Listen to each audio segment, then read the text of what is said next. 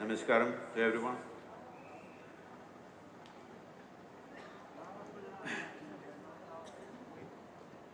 Shankara, an intellectual giant, a genius of linguistics, above all, a spiritual light, pride of India. But we have special pride that he is from the south.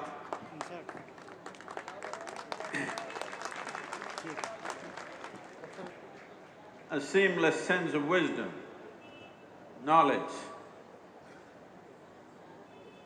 and a shining light for humanity. How do you produce such a man? Obviously, if someone has to show that level of wisdom at a very early age, in that brief span of life, he walked the length and breadth of this nation. We all came flying today, but he walked from the southern tip of India to here and further up and east and west. Where does this energy, where does this zest and where does this wisdom come from? Just to take one aspect, he comes from a village, today a small town called Kaladi. Kaladi literally means beneath the feet. This is the fundamental nature of this culture. Bharat means we always learnt how to be at the feet of the divine, to be Kaladi always. Not a culture of pumped up pomp, but a culture of natural piety. With this, just with this one aspect, we could produce great beings. This has been the tradition, this has been the culture of this nation, that not by being at the head, but being at the feet, we learned. By being at the feet, we evolved. By being at the feet, we blossomed. By being at the feet, we became shining lights to the rest of the world for a long time. It's once again time that we bring back this culture, we bring back this piety, we bring back this sense of humility, which has paid enormous dividend for this culture, that we learned how to bow down. Doesn't matter, it is a god or a man or a woman or a child or an animal or a tree or a rock, we learn to bow down to everything. This has been our strength, this has been our way, this has been the process and the method of our evolution and realization. This is very important today in the world, that all this knowledge, all this wisdom came not by faith, not by belief, but by realization. Well, 1,000 years ago, or well before Shankara, many have spoken, but the beauty of Shankara is the clarity, the intellectual clarity with which he expressed and the zest with which he spread it across the country. Many have said this before, right from the time of Adi Yogi.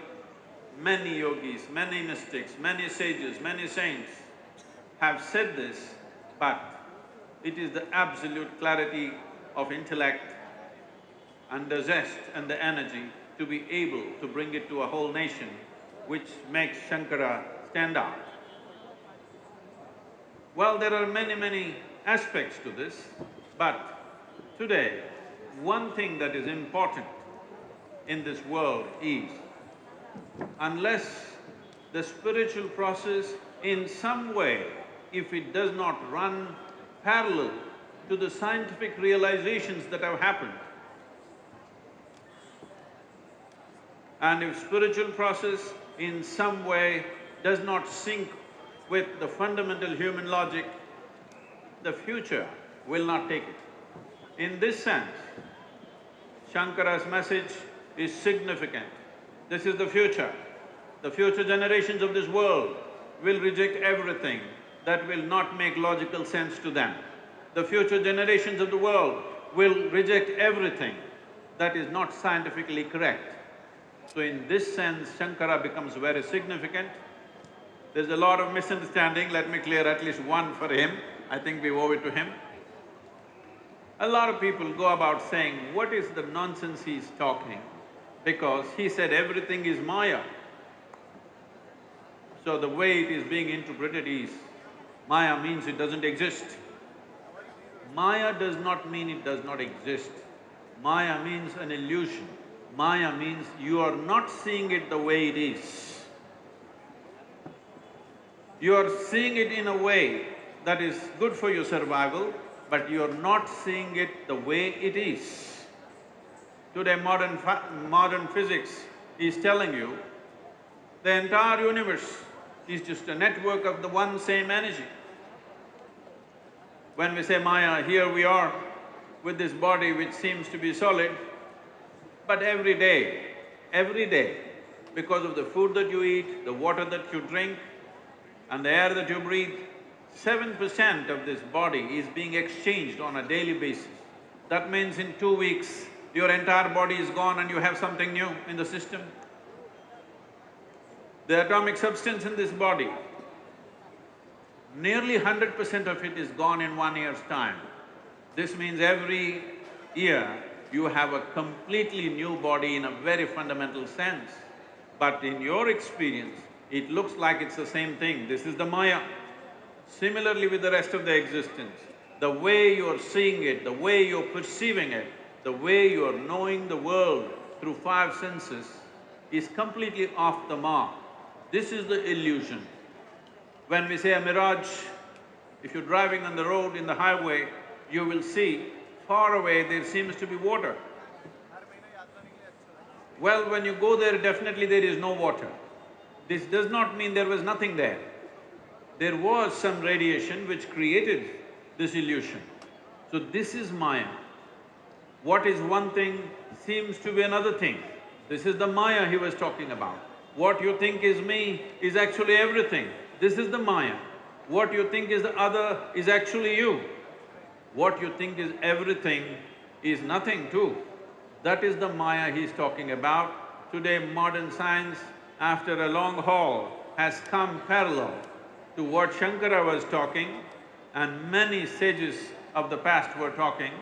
So this will be the future of this world. There's a very beautiful story in Mahabharata that all of you will know. I'm going back to Kaladi because we come from the south, we are at the feet of Bharat Mata and it has paid off very beautifully for us in so many ways. You remember the story that every grandmother must have told you, that when Arjuna and Duryodhana went to seek support from Krishna for the Kurukshetra war, one stood at the head, the other chose to stand at the feet. That made everything. That decided. That afternoon, when Arjuna stood at the feet, he won the war. This is the significance of this nation, that by bowing down, we rise.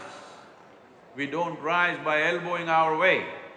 We rise because we bow down to everything. Because our essential nature is this, we are Kaladi.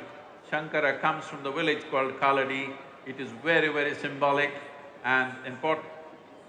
And now being in Madhya Pradesh, the heartland of India, well, Shivraj ji is trying to turn this into the spiritual heartland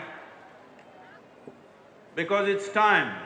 It is time the spiritual wisdom comes down from the mountains into the cities, into the towns, into the villages, above all, into the hearts and minds of people. Because this is going to be the greatest treasure, this is going to be the future of this nation, and because of… if we do this one thing, the entire world will seek guidance from this nation.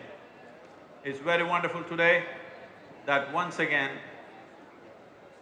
they have reignited the spirit of Shankara in this part of the country.